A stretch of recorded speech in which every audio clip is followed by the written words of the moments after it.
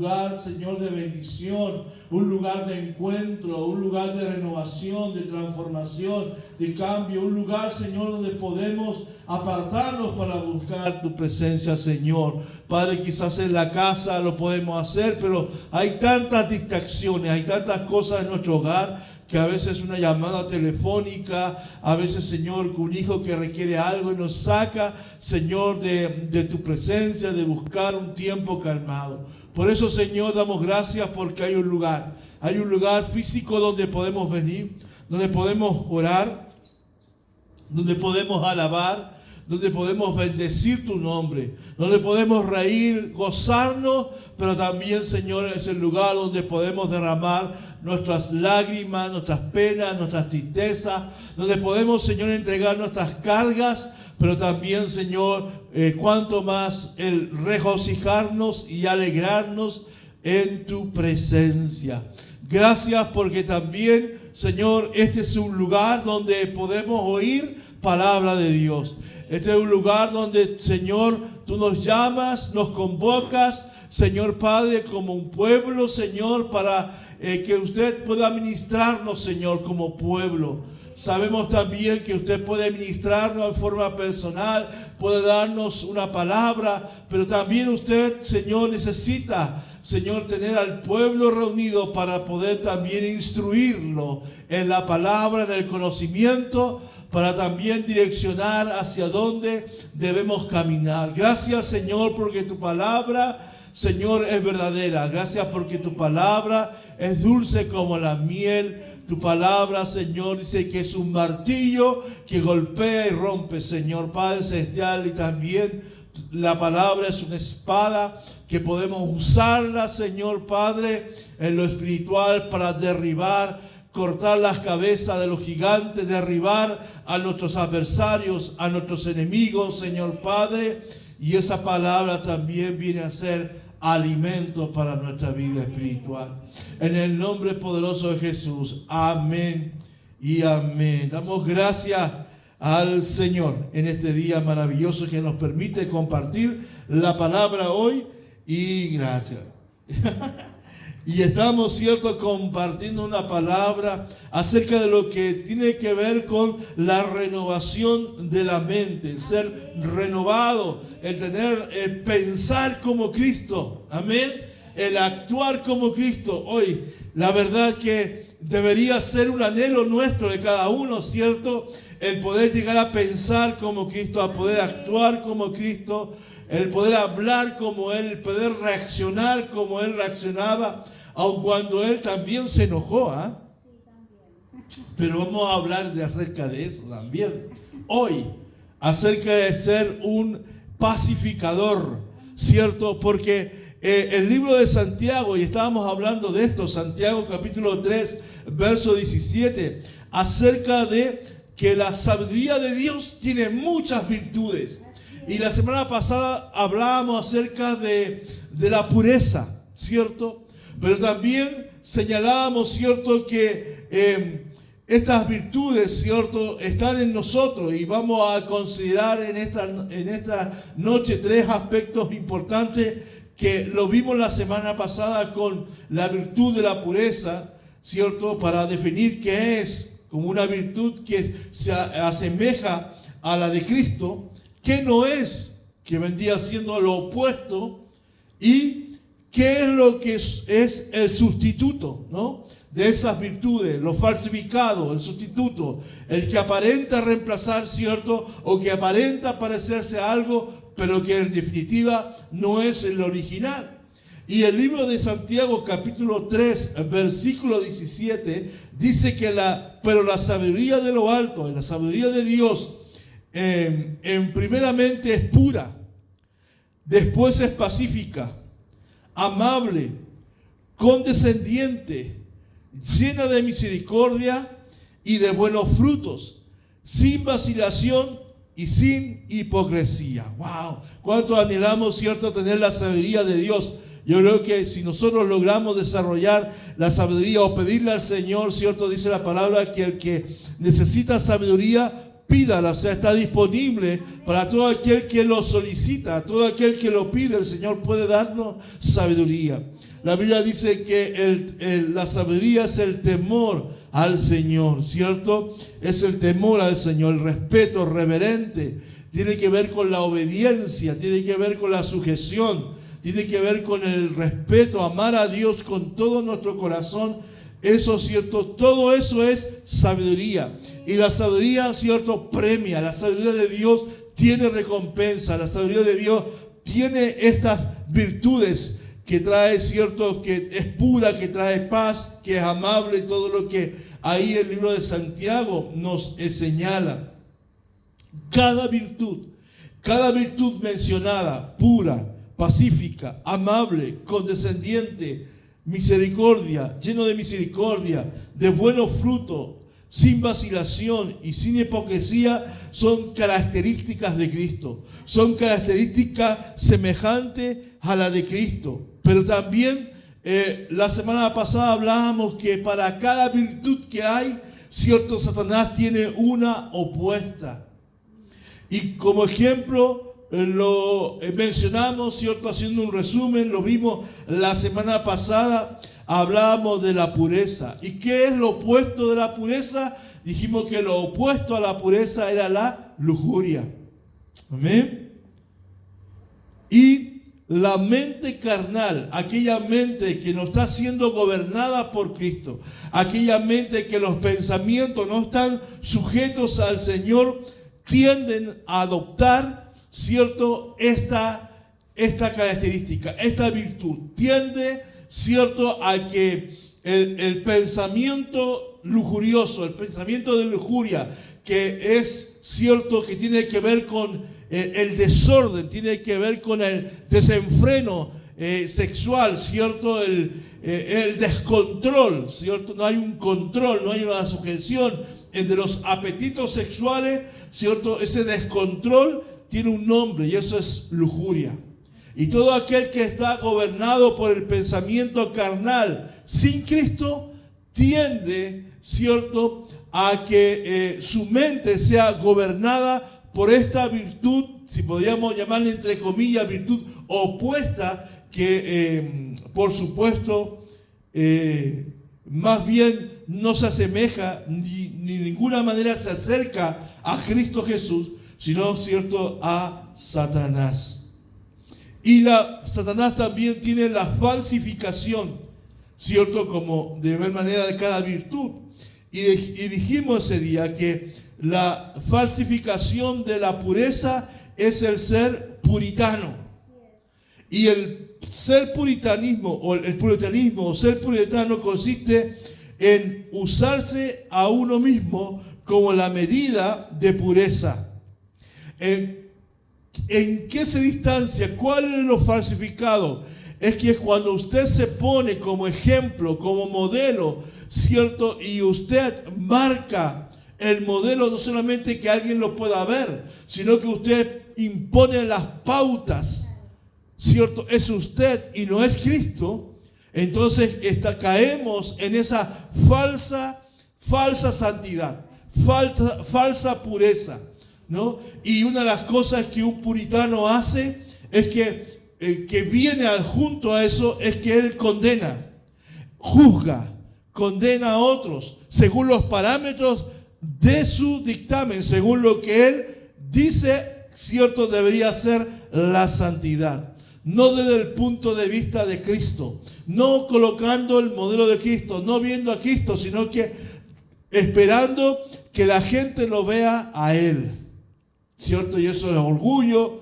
Bueno, ahí encierra vanidad, orgullo, ¿cierto? Y muchas cosas más. Y eso no es lo correcto. Y hoy quiero compartirte acerca de esto. La segunda virtud, dice que la sabiduría, ¿cierto?, divina, la sabiduría de lo alto, la sabiduría de Dios, también dice que es pacífica. Trae paz al corazón.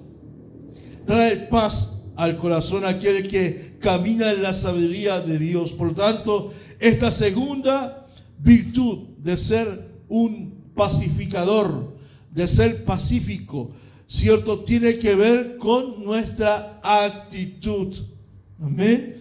Con nuestra actitud, con nuestra manera de cómo nosotros actuamos, de la manera como tú y yo actuamos, afecta nuestra acción. Una persona que es pacífica, ¿cierto? Es aquella persona que es apacible, así lo define el diccionario, apacible, es cordial en el trato. Es alguien que, una persona pacífica es aquella que es agradable, disciplinada, tranquila. Es una persona contenta. Una persona pacífica es alguien que es reconciliador, siempre busca el abuenarse, siempre busca conciliar frente a una situación, ¿cierto? Alguna circunstancia. Es tranquila, la persona es tranquila, es complaciente y a la vez es una persona educada, es cortés. Amén. Trata bien, es amable. Y el libro de Isaías, capítulo 9, versículo 6, ¿cierto? Donde señala ahí cómo a través de Cristo Jesús, ¿cierto? Él es nuestro referente, Él debe ser nuestro referente, Él debe ser nuestro modelo. Y Isaías capítulo 9, versículo 6 dice, pues cierto, lo decimos mucho en el tiempo de Navidad, pues nos ha nacido un niño, un hijo se nos ha dado. El gobierno descansará sobre sus hombros y será llamado Consejero Maravilloso, Dios Poderoso, Padre Eterno, Príncipe de Paz. ¿Cierto? No es que Él tenga paz, Él es la paz. Será llamado, o sea, será conocido, es conocido por ser el Príncipe de Paz. Y en un mundo de conflicto, en un mundo de guerra, en un mundo de violencia que estamos viviendo justamente, quizás en nuestra nación, ¿cierto? En las noticias, diariamente en los matinales prendemos la televisión y lo primero que vemos es muerte, violencia, asalto, portonazo. Y delante veníamos en el auto escuchando un poco también ahí algunas noticias que hablaba también cómo, ¿cierto? La violencia ya no es la violencia no tiene un propósito en sí. Ya incluso la violencia que se está dando en los colegios ya se escapó de las demandas sociales, ya se escapó del pliego de peticiones, ¿cierto? Ya va más allá de eso, sino que ya tiene otra connotación, ya se escapó, es violencia por violencia, es destrucción por destrucción, es por maldad. Al fin de cuentas, la motivación es por la maldad que hay en el corazón del hombre, cierto, en este tiempo, lamentablemente es así. Por eso es que quizás frente a la realidad, frente a lo que nuestros ojos están viendo, frente a lo que estamos oyendo a diario, pareciera imposible, cierto, que hubiera esa paz. Es imposible, cierto, ver a Jesús, cierto, a ese Dios, al Dios omnipotente, al Dios maravilloso, que pueda, quien actuó a través, cierto, se hizo carne a través de Jesús, pueda, cierto, podamos ver encarnada esa paz que Jesús dice.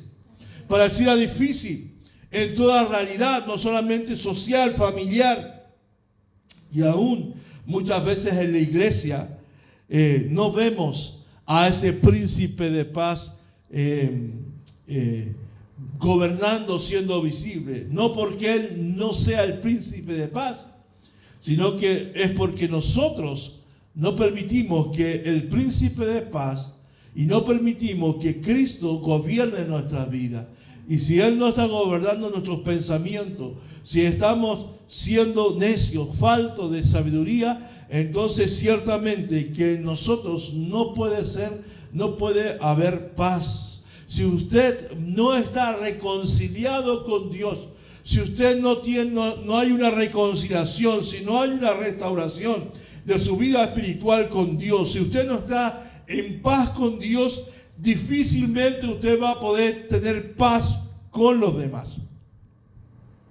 Si usted no está en paz con Dios, la paz de Dios no puede estar en su corazón. Por lo tanto, tampoco usted, por más que usted quiera, por más que nosotros intentemos, por más que nosotros deseamos en el corazón, cierto, vivir en paz, no lo tendremos si no estamos en paz, primeramente con el Señor. El libro de Juan, capítulo 14, versículo 27, dice que el Señor Jesús, Cristo Jesús, tiene un regalo para ti y para mí. Dice que Él ha dejado un regalo. Y el regalo dice que nos dejó es paz en la mente y en el corazón. Y la paz, dice que yo doy, es un regalo que el mundo no puede dar. Amén. Así que dice, no se angustien ni tengan miedo. El Señor tiene un regalo, y ese regalo es que usted pueda tener su mente y en paz y también su corazón. ¿Cuánta gente anhela tener paz? ¿Cuánta gente no duerme durante las noches preocupados, pensando, afanados, cierto, por una circunstancia, atormentado en su vida? ¿Cuánta gente en su corazón y en su mente todos los días está atormentado? Todos los días está lleno de temores, lleno de miedo. El Señor dice que para sus hijos, dice, tiene un regalo.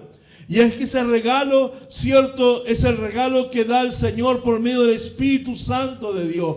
Por eso que cuando tienes la mente de Cristo, cuando Cristo está gobernando, cuando Cristo está enseñoreando tu vida, hay una paz efectiva en el corazón y una mente tranquila, porque los pensamientos, tu mente está siendo gobernada por Él, tu corazón está siendo gobernado por Él. Y a pesar de que, dice el salmista, a pesar, cierto, que caigan 1000 y 10,000 a tu diestra, a pesar de que en el mundo, en lo que te rodea, en lo que está alrededor tuyo, pueda estar convulsionado, pueda estar violentado, pero en tu corazón, en tu parte interna, en tu vida espiritual, en tu ser interno, ¿cierto? Tú puedes estar en completa paz.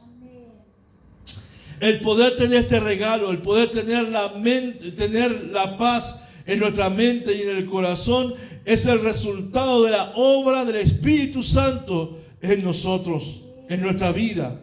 Y esa paz no es una paz ligera, no es una paz liviana, sino que es una paz profunda y es una paz que es duradera. La paz que Dios ofrece, la paz que Dios te está ofreciendo hoy en esta noche, la paz que Dios nos quiere dar en esta noche, ¿cierto? Es una paz que es profunda. Es una paz que dura para siempre. Así como el gozo del Señor, ¿cierto? Así como muchas de las virtudes del Señor, por decir, todas las virtudes de Dios son eternas. La paz de Dios en nuestros corazones no se desvanece. La paz de Dios no es algo que está dependiendo de las circunstancias, no depende del momento en lo cual usted está viviendo, no depende de eso, no depende de tu estado de ánimo, no depende de tu salud física, no depende de eso, no depende de tu bolsillo, no depende de tu realidad. Depende del Espíritu Santo, depende de Dios. Y esa paz que el Señor nos da permite ir a dormir tranquilamente, confiadamente. ¿Sabes por qué? ¿Sabes por qué esto es importante? Porque cuando tú tienes paz, sabes lo que tú estás declarando. Estás creyendo que Dios tiene el control de todas las cosas. Y Él tiene el control de todo. Por eso cuando tú confías en el Señor, cuando confiamos en Él, podemos tener paz. Cuando confiamos en el Señor, podemos estar tranquilos de que Él tiene todo sujeto, que Él tiene todo controlado, aun cuando de repente, cierto, se pueda mover. Aunque las montañas, cierto, aunque los montes sean conmovidos, sean azotados, sean movidos, cierto, aunque las aguas se levanten, aunque los vientos puedan venir fuertes sobre tu vida, sobre mi vida, tenemos, cierto, sabiendo de que Dios tiene el control. Como decía por ahí, cierto, si Cristo Jesús está en la barca, todo va bien. Todo va bien. Alrededor tuyo puede haber tormentas, pero si Jesús está en la barca, si Cristo está ahí, si Cristo está en tu vida, está contigo, todo va bien, nada te va a pasar. Puedes estar tranquilo y puedes habitar seguro en el Señor.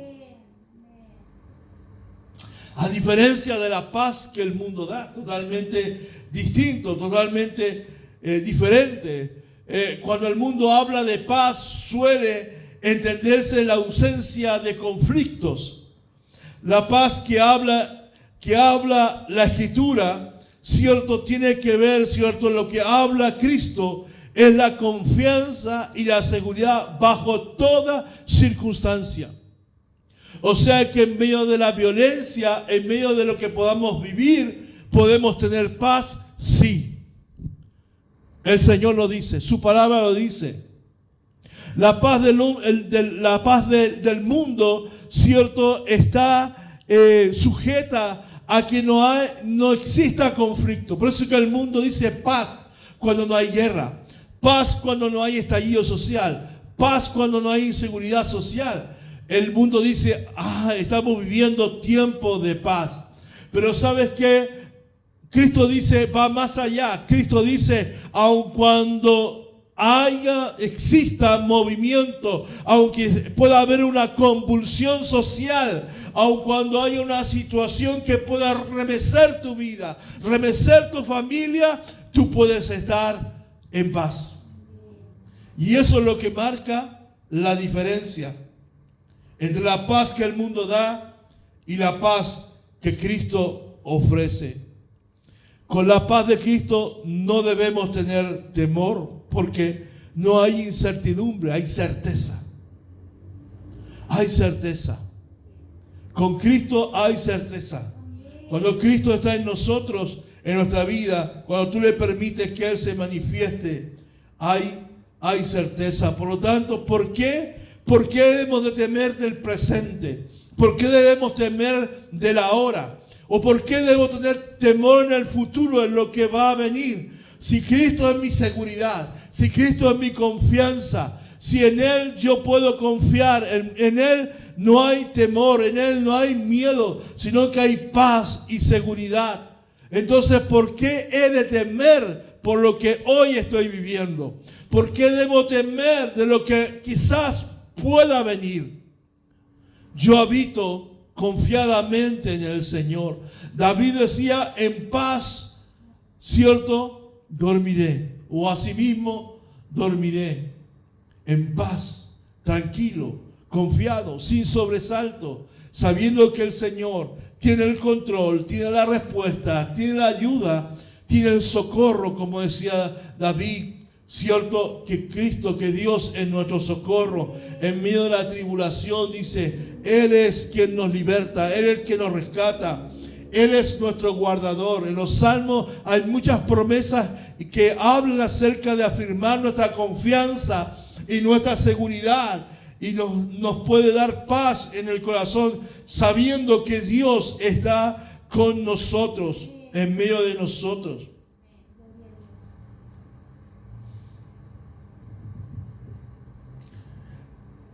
La palabra nos enseña que en nosotros hay un conflicto interno permanentemente.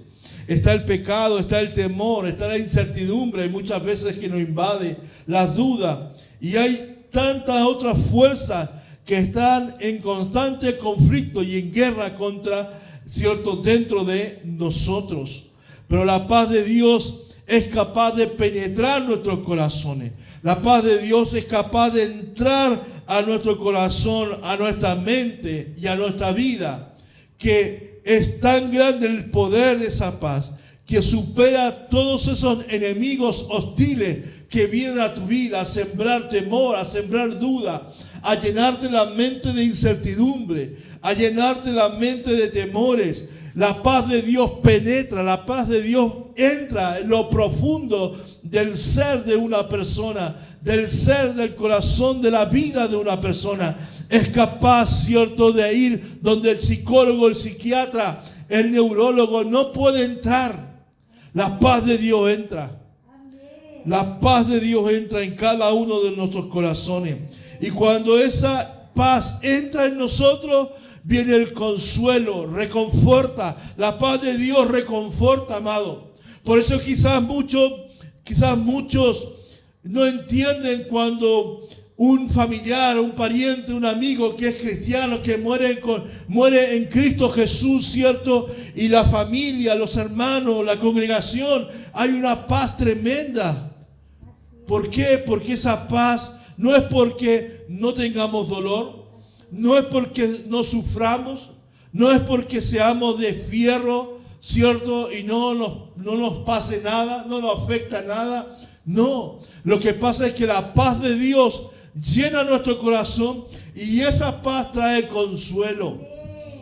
Porque el Espíritu Santo de Dios es paz y es consolador. Y Él reconforta, Él te reconforta, ¿cierto? Aunque andemos por valle de sombra y de muerte, aun cuando llegamos tiempos tristes, donde estamos tiempos de lágrimas, tiempo de pena, tiempo de dolor, ahí el Señor viene, nos alienta, nos reconforta. Así como reconfortó a Jesús en el Getsemaní, así como reconfortó a tantos hombres y a tantas mujeres que en algún momento sufrieron crisis, así como el profeta Elías cayó en una depresión, ¿cierto?, profunda en su vida, aún Señor dice que el Señor vino para alimentarlo, vino para cubrirlo, dice que lo colocó en un árbol, en un lugar, ¿cierto?, para darle sombra, para darle agua, y le traía, ¿cierto?, los cuervos, las aves, para poder alimentarlo. Dios se preocupa de cada uno de nosotros. Por eso que no debemos afanarnos, por eso no debemos desesperarnos, sino que debemos tener paz en el corazón y saber que el Señor tiene el control de todas las cosas. Él sabe tu levantarse y tu acostarse. Él sabe, Él tiene todo bajo control, todo planeado. Él tiene todo, Él sabe. Nada le pasa por gato, por liebre. Nada al Señor puede, dice, ser engañado. El Señor sabe hasta, sabe la cantidad aún de cabello que podamos tener. Él lo sabe todo, Él lo conoce todo y Él lo puede todo. Y ahí está la clave, cuando tú sabes, cuando tú tienes la seguridad de que el Señor no solamente lo sabe, sino que también Él lo puede hacer todo. Amén. Gloria al Señor. Gloria al Señor. Y el Señor nos ofrece esa paz, ¿cierto? Él nos ofrece, y esa paz se hace una realidad en nuestra vida cuando tú y yo decidimos aceptarla.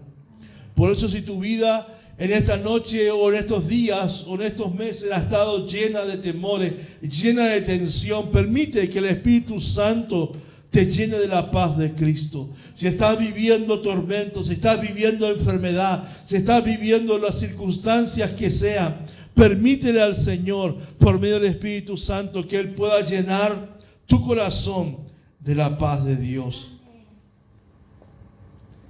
En Filipenses capítulo 4, versículos 6 al 7, ¿cierto?, nos habla de qué forma, de qué manera puedo yo, en medio de las circunstancias, puedo mantenerme centrado, puedo mantenerme, ¿cierto?, firme, parado, a pesar de lo que pueda estar viviendo.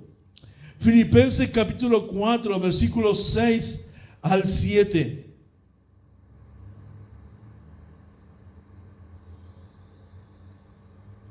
Dice, no se preocupen por nada. ¿Qué dice? Que no debemos preocuparnos por nada. En cambio, oren por todo. Así es. No debes preocuparte, pero debes orar por todo. Dígale a Dios lo que necesitan y denle gracias por todo lo que Él ha hecho. Así experimentarán la paz de Dios, que supera todo lo que podemos entender. La paz de Dios cuidará su corazón y su mente mientras vivan en Cristo Jesús. Y ahí está la clave. Mientras tú vivas en Cristo, vas a tener paz. Mientras tú vivas con Cristo, vas a tener paz. va a cuidar tu corazón, va a cuidar tu cuchara, va a cuidar tu mente. O sea, tu corazón no se va a enfermar, no va a tener problemas cardíacos, porque el afán y la preocupación, la ansiedad, los temores, ¿cierto?, producen también un daño, repercuten. Cuando usted está lleno de inseguridad, lleno de temor, lleno de miedo, está lleno de incertidumbre, estás afanado, preocupado, ¿cierto? Todo eso tu cuerpo lo resiente, tu cuerpo se afecta. Por eso que muchos están enfermos del colon, muchos están enfermos del estómago, muchos están enfermos, ¿cierto? Incluso por causa de problemas de crisis nerviosa, se bajan las defensas y se produce lo que se llama problema en la piel, la psoriasis, empiezan a salir erupciones, ¿cierto?, en la piel. El corazón se comienza a afectar, el sistema arterial se afecta por causa de eso, porque nos llenamos de preocupación y no aprendemos a confiar en el Señor. Entonces, uno, no debes preocuparte. Dos, debes orar. ¿Para qué? Para que así puedas comprobar, dice, puedas experimentar la paz de Dios. ¿Quieres experimentar la paz de Dios? ¿Quieres comprobar esta palabra? ¿Quieres tener paz en tu vida? Entonces, entrégale toda carga al Señor. Entrega tus preocupaciones. Deja a un lado las preocupaciones. Entrégasela al Señor para que usted pueda experimentar esa verdadera paz en tu interior. Y para que todo eso se transforme en una realidad. Para que tengas una mente sana. Porque en medio de toda circunstancia usted necesita pensar bien. Nosotros no podemos tomar decisiones en medio del fragor de la desesperación. Es el peor consejo que dicen, ¿cierto?, los entendidos. Lo peor que se puede dar, lo peor que uno puede hacer es que en medio de lo que usted esté viviendo tome decisiones.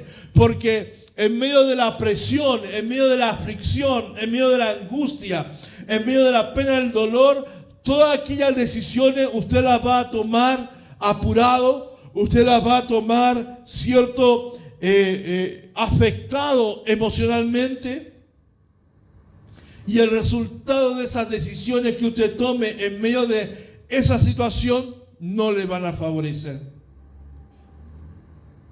La gente entendida de estos temas dice que uno tiene que tomarse el tiempo, asentar las emociones, asentarse, estar quieto, dice David, y saber que yo soy Dios.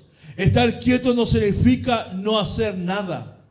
Estar quieto, cuando David dice, el Señor le dice, estad quieto, ¿cierto? No es que Él no haga nada, sino que tiene que ver con la confianza, tiene que ver con la fe, de saber que es Dios el que se va a mover, es Dios el que va a hacer las cosas. Y entonces eso te permite entonces tú estar en reposo, tú puedas estar quieto, tú puedas descansar, confiado en el Señor. Y Él va a cuidar tu vida, cuidar tu mente, cuidar tu corazón. Por eso que no es bueno, hermano. Por eso que cuando uno está enojado, cierto, es mejor contar hasta 10, dice. Cuenta hasta 10 cuando estamos airados.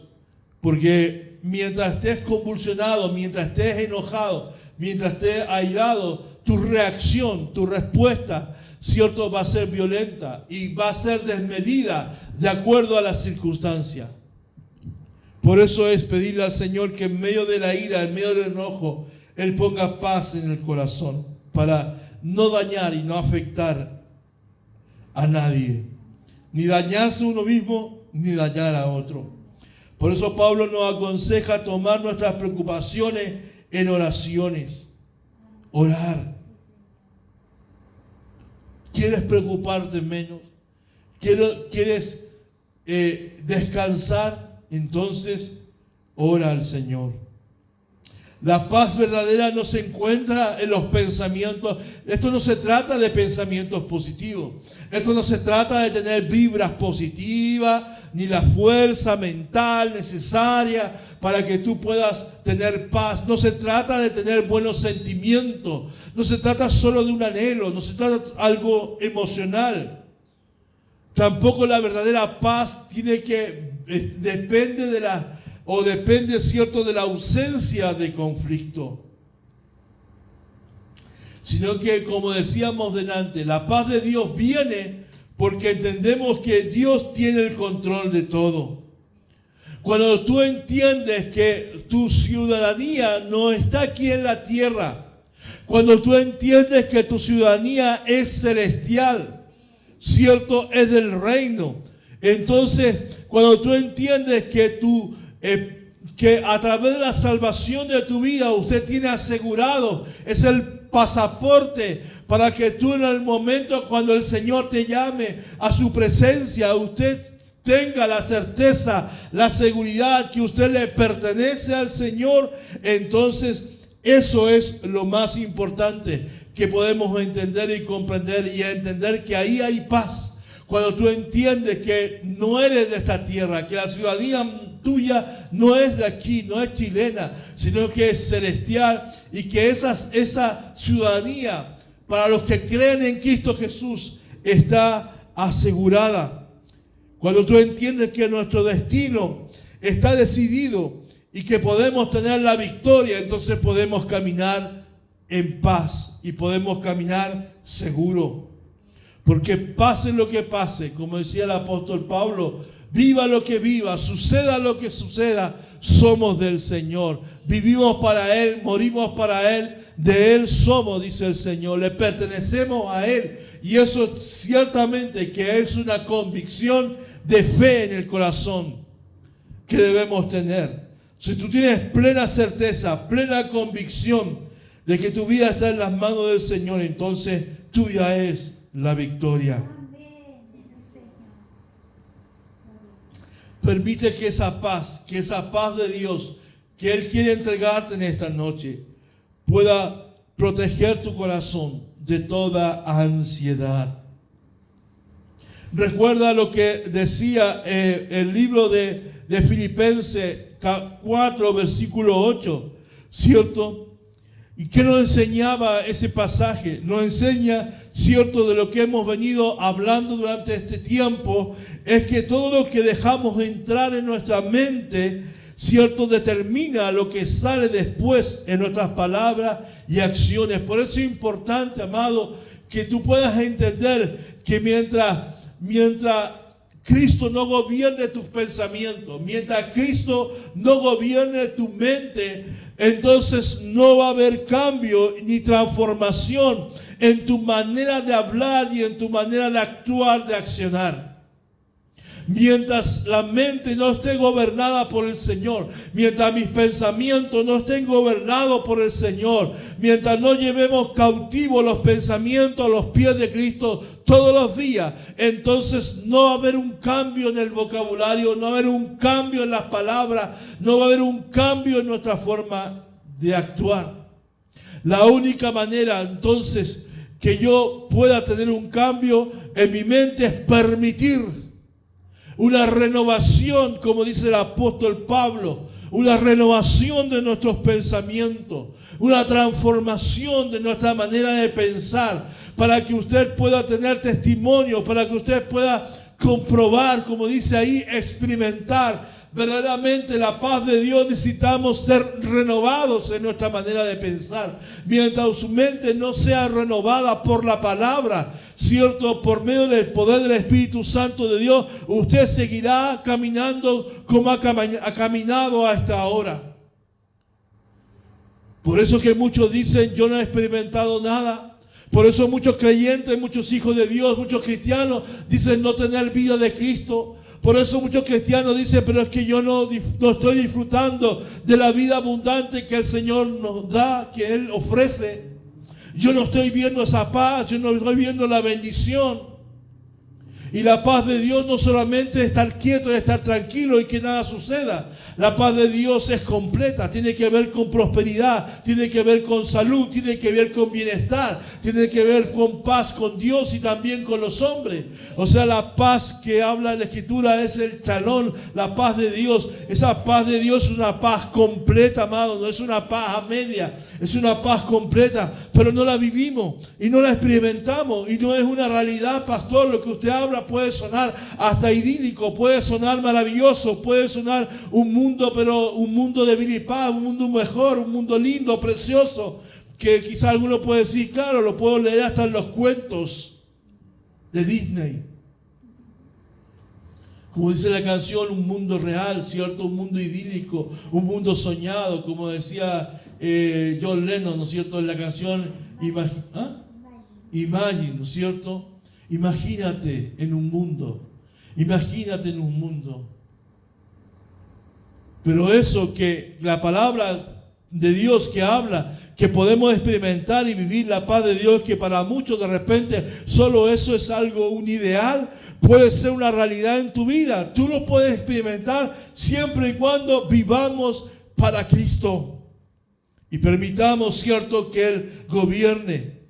¿Qué es lo que no es la paz? ¿Qué no es la paz? ¿Qué es lo opuesto? Lo opuesto de ser pacífico es ser irritable, quisquilloso, exigente, contencioso, belicoso, con un espíritu de competencia, disputador, pendenciero, terco, rebelde, mal genio. ¿Cuántos se identifican por ahí? Obstinado, malhumorado. Es lo opuesto, es lo satánico. Tiene que verlo con estas, si podríamos llamar virtud, ¿no? Aunque no es virtud alguna en esto, pero es lo que Satanás ofrece. Y es lo que se manifiesta en una vida que no está siendo gobernada por el Señor. Es irritable. Santiago 1, 19, 20. Santiago 1, 19, 20 dice: mis amados hermanos, quiero que entiendan lo siguiente. Todos ustedes deben ser rápidos para escuchar, lentos para hablar y lentos para enojarse.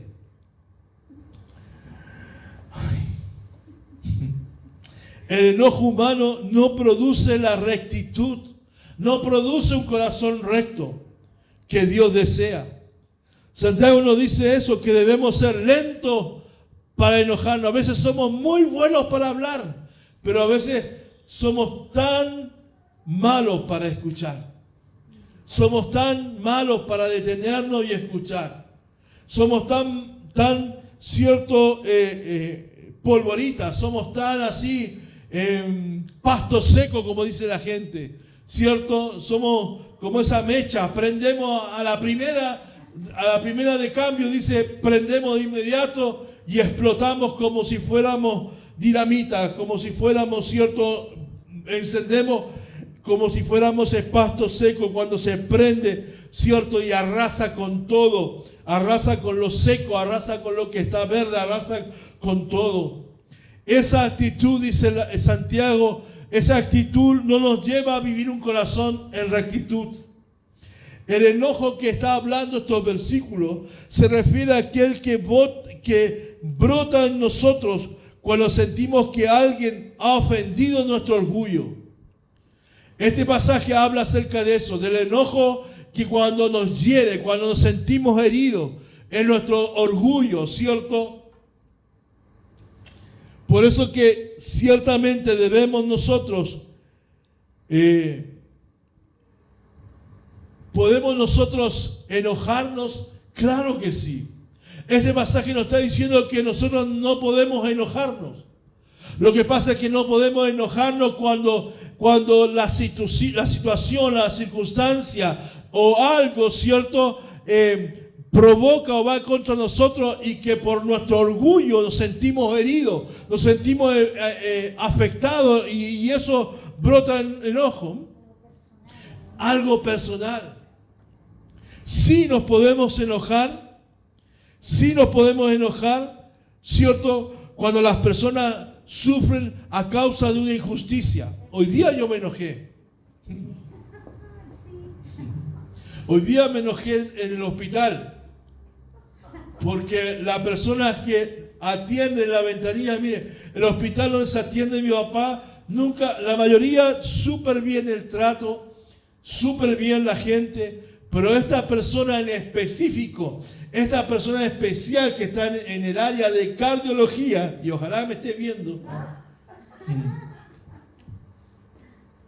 claro, en la ventanilla, ¿cierto? Los malos tratos, la sacada de vuelta, la mentira, todo eso. Entonces ahí yo me enojé frente a la injusticia. Cuando Jesús experimenta o estuvo en esa situación en que llegó al templo y fuera del templo estaban vendiendo, ¿cierto? Y llamó a esos cueva de ladrones, han convertido mi casa en una cueva de ladrones, ¿cierto? No es, porque algunos dicen, bueno, entonces ¿cómo ustedes venden en cafetería, venden en librería? No se trata, Jesús no se enojó por eso. No se enojó porque estaban vendiendo, porque debían vender. Lo que Él se enojó fue la actitud de la gente. Eso encontró, donde Jesús se enoja es por la injusticia. Por el robo que estaban haciendo, por el abuso que estaban haciendo. Era ese abuso, eso estaban, ¿saben lo que sucede ahí? Es que había colusión. Así como en este tiempo se coludieron las farmacias, el confort y los pollos y que todos se coluden para vender todos en un mismo precio, ¿cierto? Bueno, ahí también todos habían puesto coludidos todos para vender, ¿cierto? Aquellas aves, algunos para ofrecer, ¿cierto? Ofrendas al Señor y se estaban aprovechando. Y justamente aprovechándose no de los ricos, sino que de los pobres. Entonces, esa injusticia a Jesús le indignó. Y es ahí donde Él saca el látigo y le bota las mesas y les pega con los látigos. ¿Ah? Dejó la escoba. Entonces, ¿puedo enojarme por una injusticia? Claro que sí. La Biblia nos dice que nosotros no debemos enojarnos. Dice que debemos ser lentos para enojarnos. No está diciendo que usted no se enoje. Sí tiene que ver cuando ese enojo brota de nosotros, cuando alguien nos ha ofendido nuestro orgullo.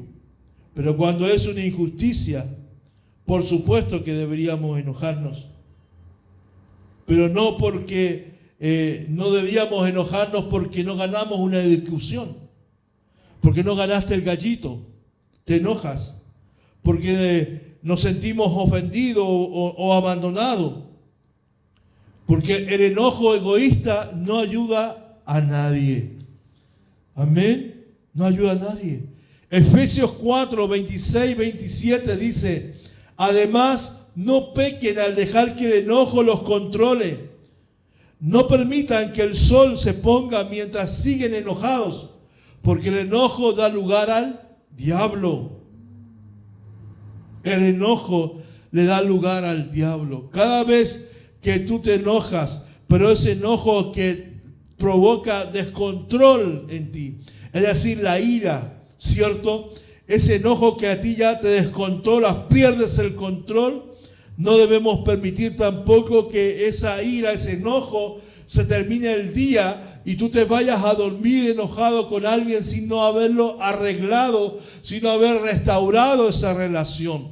Cuando tú caes en eso, y sobre todo en el ámbito matrimonial, ¿cierto? En la relación matrimonial, muchas veces los esposos se enojan y cada uno se duerme para su lado. Uno mira para la pared, el otro mira para el pasillo quizás, ¿cierto? Y no se hablan, se duermen enojados, ¿cierto? Entonces ahí uno le da lugar al que el diablo, ¿cierto?, pueda jugar con tu mente. No permita eso.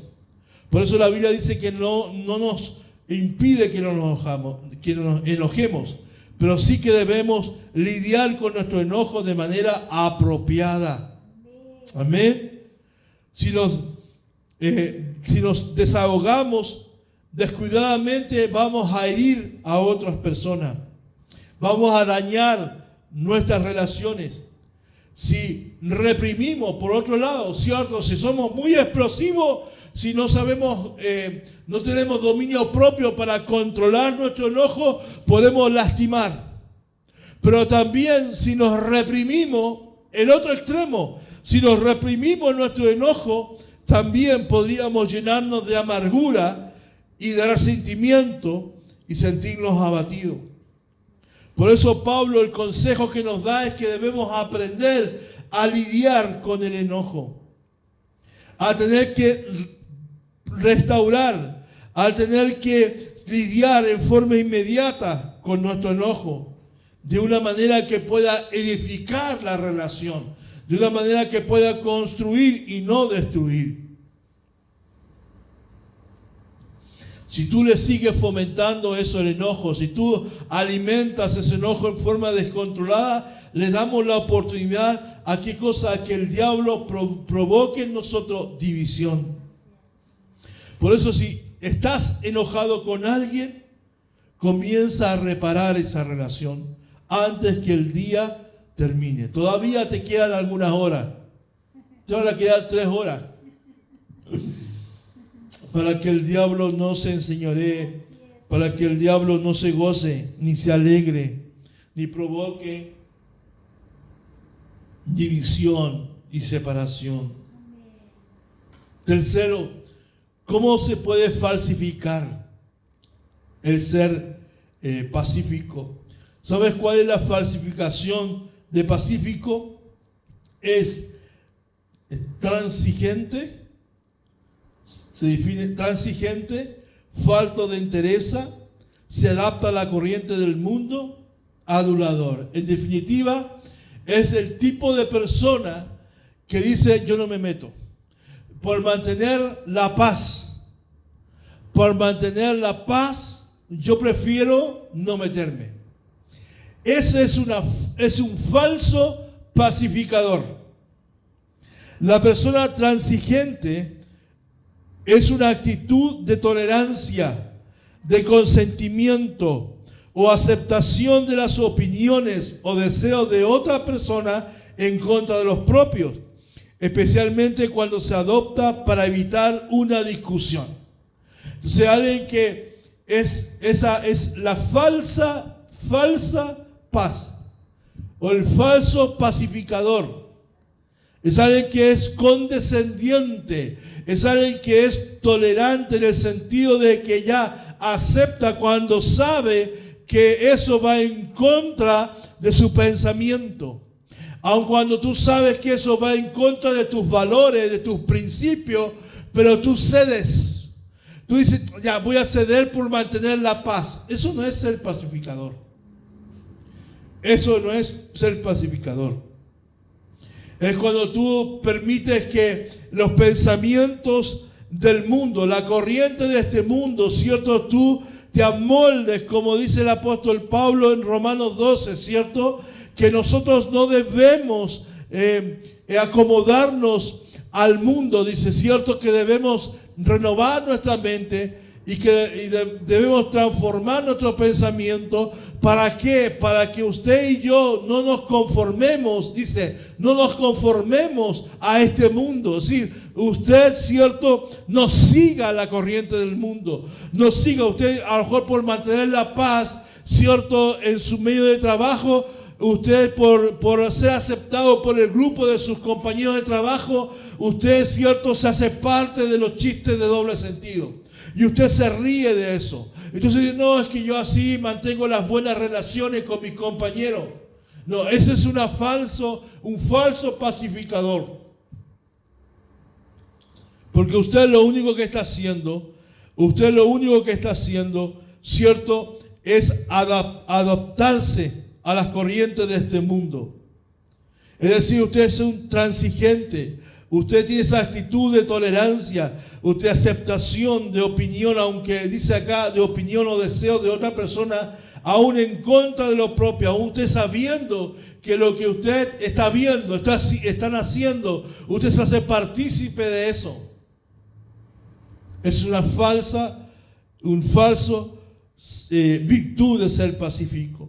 Mateo 10, 34 al 36. Mateo 10, 34 al 36. Dice, no crean, dice Jesús, no crean que vine a traer paz a la tierra. No vine a traer paz, sino espada. He venido a poner a un hombre contra su padre, a una hija contra su madre y a una nuera contra su suegra. Wow, ahí sale la suegra. Sus enemigos estarán dentro de su propia casa. Dice que Jesús no vino a traer la clase de paz que pasa por alto las cosas. O sea, el Señor Jesús, cuando Él tuvo que enfrentar a los fariseos, a los religiosos de esa época, Él no quiso por mantener la paz, sabiendo que ellos estaban enseñando un error. Él no se quedó callado, Él dijo. O sea, lo que a Jesús le molestaba, lo dijo. Él no fue transigente. Jesús no significa que porque Él es príncipe de paz, Él es permisivo. Eso significa que Él va a permitir todo lo que tú hagas, todo lo que esté mal, Él lo va a permitir. No importa. No. Él te va a corregir, Él te va a disciplinar, el Espíritu Santo te va a amonestar. Por eso que Él dice que Él no vino a traer esa paz. No esa paz permisiva. No esa paz que, bueno, ya, ok, yo no estoy de acuerdo contigo, pero por mantener las buenas relaciones, ya voy a aceptar lo que tú haces. Y muchas veces en la iglesia sucede eso, que la gente pretende, o a veces los pastores cometemos el error de mantener la paz en medio de la congregación. Eso, transamos o toleramos o aceptamos algunas actitudes. Y también por lo mismo también los hermanos, los miembros de la iglesia muchas veces se creen con el dominio y la autoridad, cierto, de hacer lo que quieren. Total, el pastor le tiene que aguantar todo. Estás equivocado. Amén. Estamos equivocados. El Señor Jesús no actúa así. Amén. Jesús no vino a traer esa clase de paz que pasa por alto los desacuerdos profundos, solo para tener una armonía superficial, solamente para aparentar que hay paz. Jesús dijo que iba a haber conflictos entre los que siguen a Cristo y los que no lo hacen. Pero sin embargo, si hay algo en lo cual podemos tener esperanza, es en el que llegará el día realmente cuando habrá una paz verdadera y permanente en Cristo. Seguir a Cristo puede hacer que te separes de tus amigos, de tus seres queridos, de tu familia. Jesús aquí no está diciendo o no está fomentando o que se estuviera contradiciendo o llamando a la subversión, a la desobediencia, a la rebelión de los padres contra los hijos o los hijos contra los padres. Lo que Él está diciendo, que su presencia exige que las personas tomen una decisión. No es que tú te vayas en contra de tu mamá, en contra de tu papá, en contra de tu hermano, en contra de tu jefe, en contra de tus familiares. No, Él no está diciendo eso. Está diciendo que en el momento en que tú tomes una decisión por Cristo, ciertamente va a haber una separación. Ciertamente va a haber algo ahí que va a separar por esa decisión que tú vas a tomar, con Cristo o sin Cristo. Ya que algunos van a decidir seguir a Cristo y otros no. Y eso es inevitable que puedan surgir conflictos dentro de aquellos que son cristianos con aquellos que no lo son. Por eso que nunca aquel que es cristiano, alguien que no lo es, nunca te va a entender. Nunca te va a comprender. Nunca va a entender por qué tú vienes los domingos. Nunca va a entender por qué tú estás viniendo en la semana. Nunca va a entender por qué tú sirves, por qué tú ofrendas, por qué tú oras, por qué tú buscas al Señor, por qué tú no puedes hacer las cosas que esa persona que lo tiene a Cristo lo hace. No lo va a entender. No va a entender tus valores espirituales, tus principios morales. No lo va a entender. Por eso que se producen los conflictos. Ya que algunos van a elegir al Señor, algunos van a tomar la cruz y lo van a seguir. Por lo tanto van a haber valores distintos, principios morales distintos, y nuestras metas serán distintas, por lo tanto nos va a separar de los demás, de la forma, la manera de pensar de los que no tienen a Cristo. Cristo nos ha llamado, amado. El tener la mente de Cristo, el tener la mente renovada, el tener que pensar como Él, el tener que actuar como Él, como Pablo ahí en Filipenses nos decía, ¿cierto? Nos habla acerca de eso y le exhorta a la iglesia que debemos tener los pensamientos de Dios, los pensamientos de Cristo, y que nuestro pensar, nuestra accionar sea lo del Señor Jesús en nosotros. Eso lleva con nosotros el sacarnos de la comodidad, el sacarnos de la tranquilidad de esta vida. Significa, cierto, salir de la cierta comodidad que esta vida terrenal nos puede dar y comenzar a vivir la vida que el Señor quiere. Nos saca de nuestra comodidad, nos saca del lugar confortable en que tú te encuentras. ¿Por qué? Porque debes recordar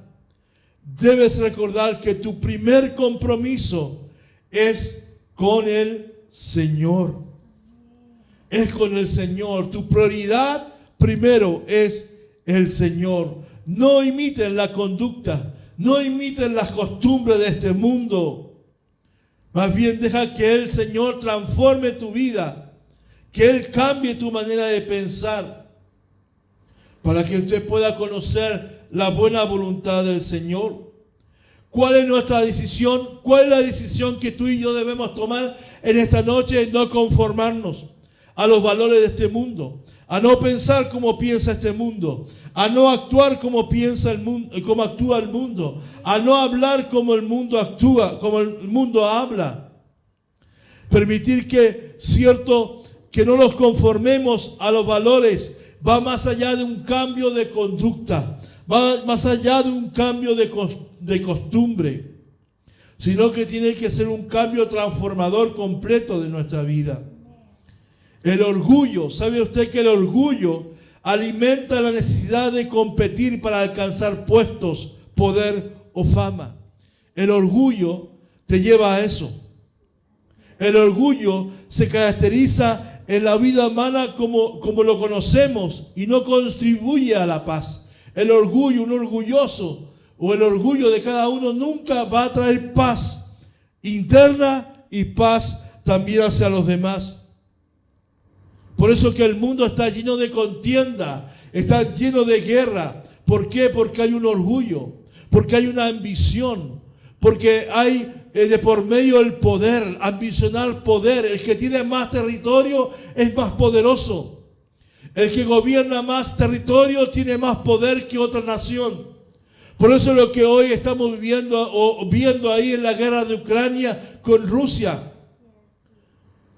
Rusia necesita tener salida al mar para cumplir los propósitos, y dentro no solamente los propósitos que tiene un hombre, no solamente los propósitos de la nación, no solamente los propósitos terrenales, dentro también hay un propósito profético de todo lo que está sucediendo ahí. Algo se va a provocar ahí pronto, y para eso necesita ese corredor que se armó ahora, porque necesita poder, porque hay ambición. El hombre se mueve por la ambición de querer más, y nunca va a haber paz cuando alguien es ambicioso en el concepto de mala manera de la ambición. Lo mismo pasa también en el cuerpo de Cristo. La competencia en el cuerpo de Cristo no refleja esa característica pacífica o esa virtud de paz cuando dentro de la iglesia hay competencia, cuando los hermanos compiten unos con otros, cuando los pastores competimos unos con otros, cuando iglesias compiten unas con otras. ¿Quién es más grande? ¿Quién es más bacán? ¿Quién es mejor? ¿Quién predica mejor? ¿Quién enseña mejor que otro? Eso no trae paz. Si fuéramos como Jesús, todos nuestros atributos estarían armonizados con los atributos de los demás miembros del cuerpo de Cristo.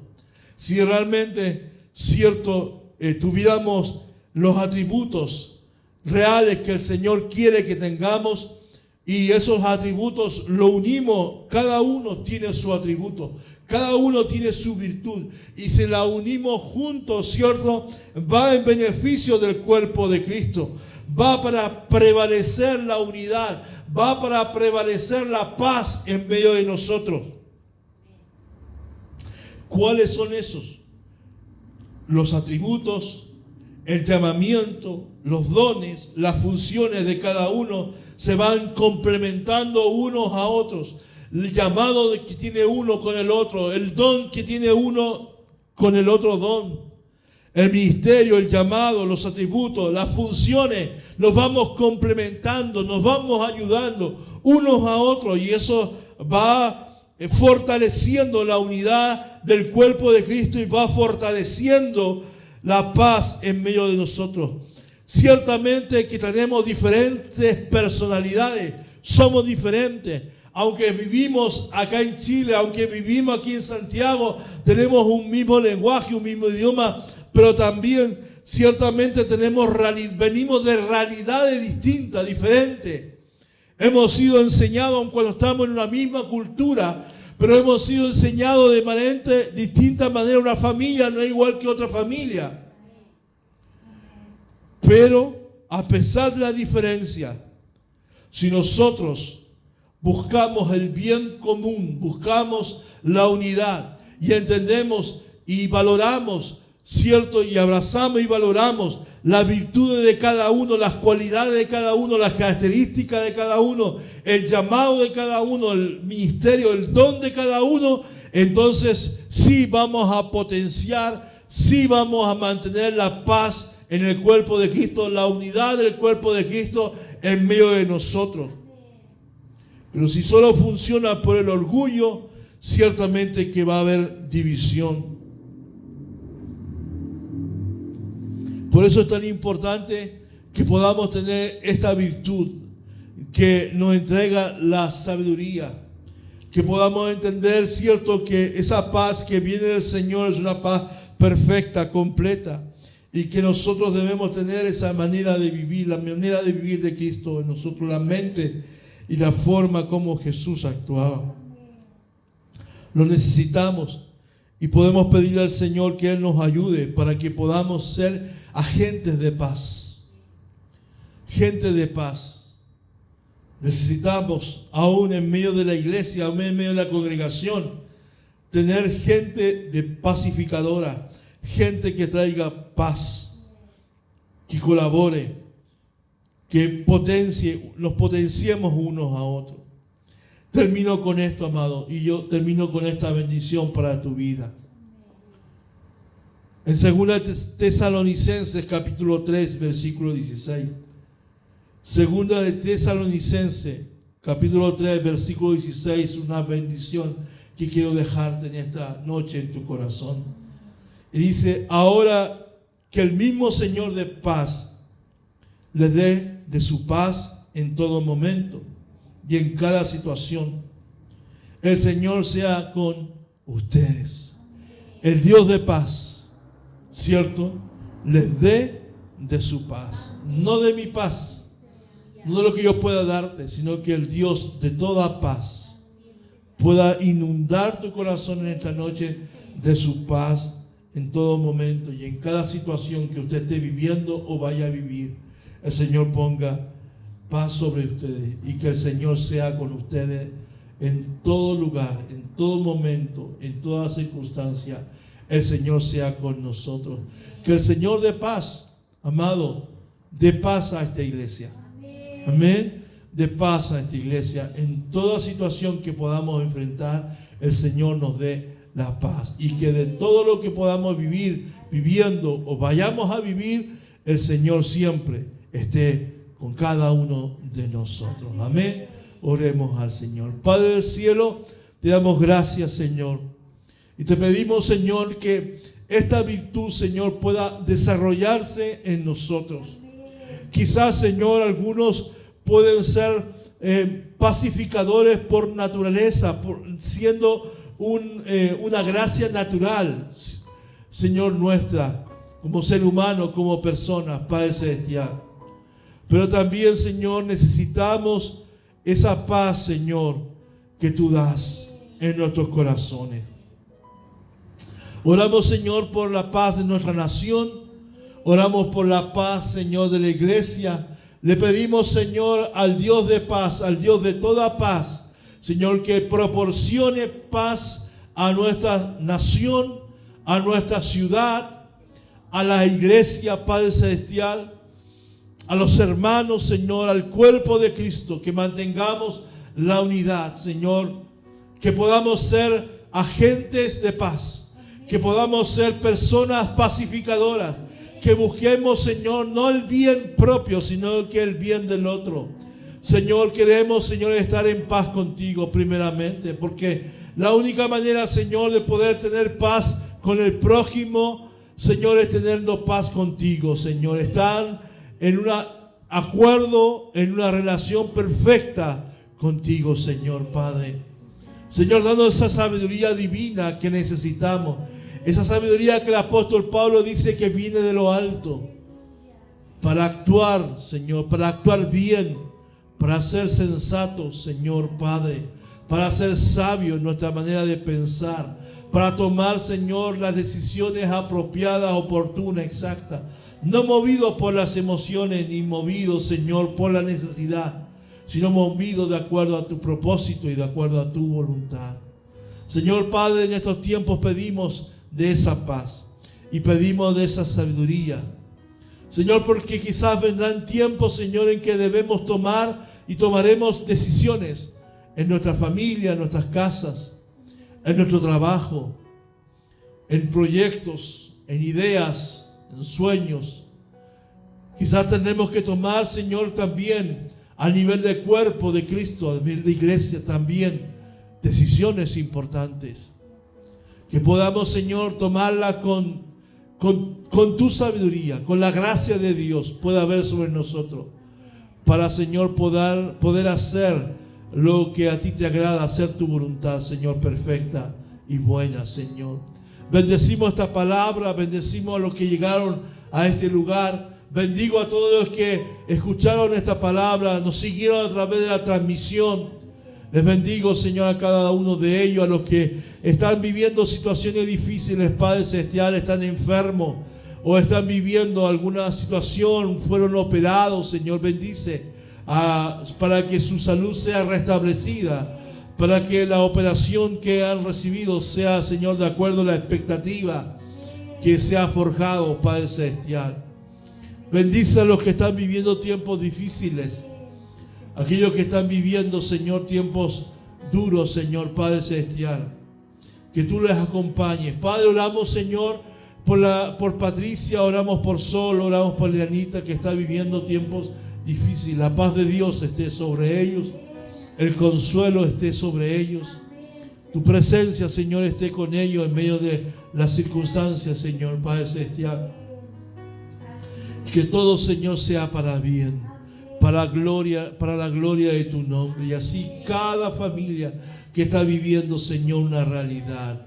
Oramos por la hija, Señor, Padre Celestial, de Blanca también por su embarazo. Bendecimos, Señor, ese vientre. Bendecimos, Señor, la salud, Señor, de esta mamita que está esperando, Señor, Padre Celestial. Señor, tú le guardas y le cubres, Señor, Padre.